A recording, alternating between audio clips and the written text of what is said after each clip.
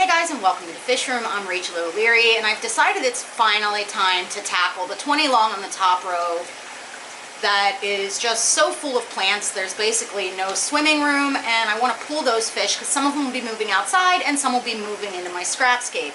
Now, if you're new here, I recently, sometime in the past month or so, issued a challenge to create any sort of aquascape, terrarium, paludarium, reef tank, tub, whatever you want, out of leftover materials you have at your house. So if you decide to take part in this challenge, just let me know the link and I'll put you on the playlist on my homepage. I've also been doing quite a lot on Instagram, so make sure you follow me there and that you're subscribed here with the notifications on. So the aquarium that I'm talking about is a 20-gallon long that used to be pretty carefully aquascaped. There's a bunch of stone in there, a whole bunch of interesting plants. It was carpeted with hair grass, there's a nubias, some stem plants, some small swords, and I added a little bit of this guppy grass that I got from Mexico a couple years ago, and it has absolutely completely colonized the aquarium so that it's completely unrecognizable. It's actually pretty impressive. I don't know how I didn't notice that it was happening. I looked up there one day and was like, oh my god, look at this tank, it's a mess, and it's kind of embarrassing. So I thought today we would try and get into that aquarium, clean it up, catch the fish, move them around, and prepare to have them go out for summer tubbing. Now, I really don't know what I'll find in this aquarium because I haven't been able to see into it for over a month. It does house sparkling gouramis as well as rosy loaches, both of which I think may be breeding. So we'll find out together. Let's get started. Now, there are a few obstacles to actually getting to this aquarium, most specifically the penjang.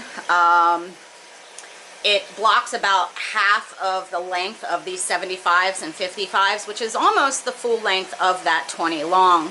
So I'm going to have to dangle precariously on my rolling ladder here. But I think what I'll do is just start by trying to pull out a lot of that plant mass and put it into a bucket. I'll add a bit of water in case I capture any fry or eggs, and then we'll see what's in the tank.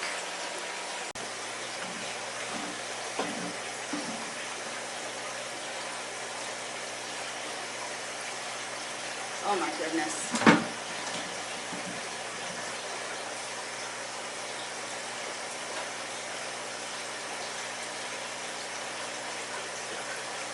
Wow.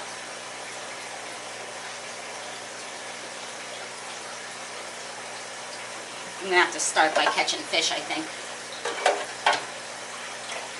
So I'm just taking some water from the aquarium. It's so deeply rooted, it's gonna just make a mess.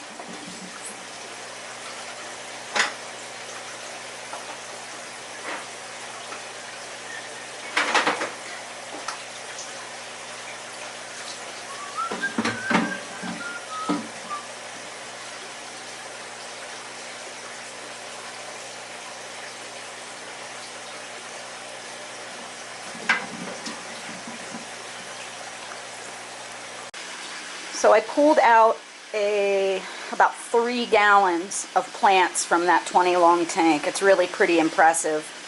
I'm not entirely sure what I'm going to do with all of it, but I'm going to have to sort it and see what I want to keep and maybe do a giveaway or something. So stay tuned for that. So it's been about a half an hour. I let it clear up. I'm going to get a siphon and another bucket and clean up the accumulated detritus and then catch the rest of the fish.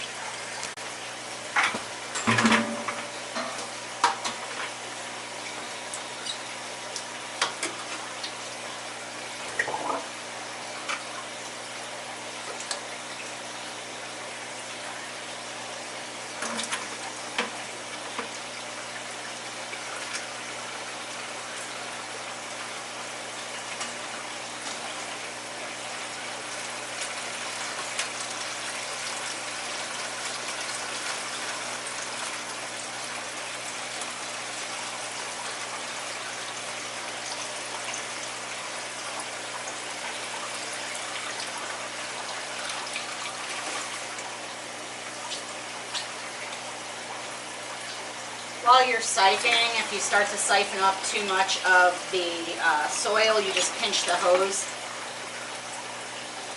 and it allows it to drop back out.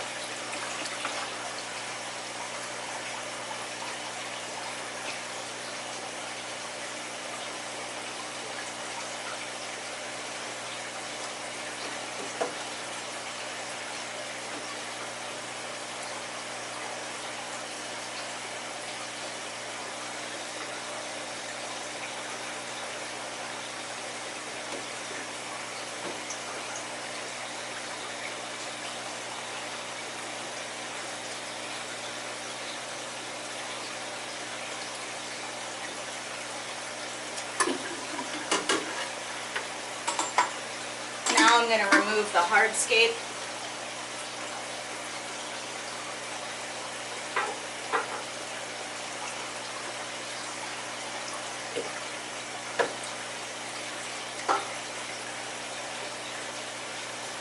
Making sure I check for things like nearite snails. This is a little Clithon corona. Bink. We'll let it settle down again for another few minutes and then catch the fish.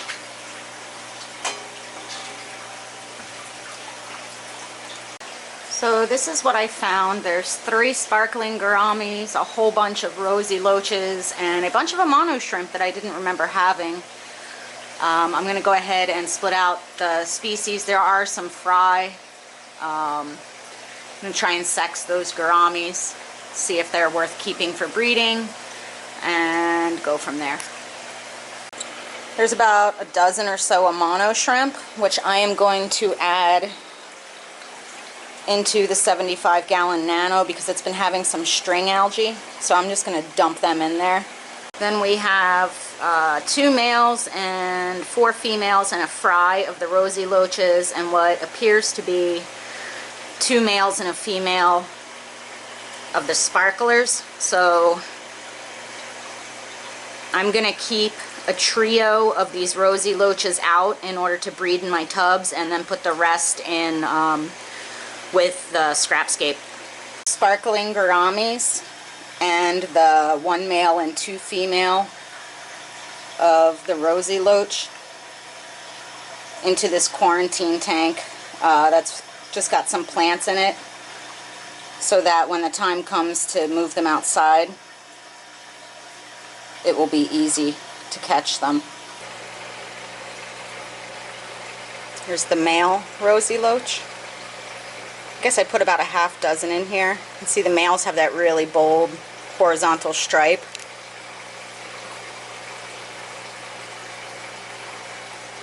And get obviously very red. And the females have more of a speckled pattern with a very thin lateral stripe. You see a female in the back. Let's see if they come to the front.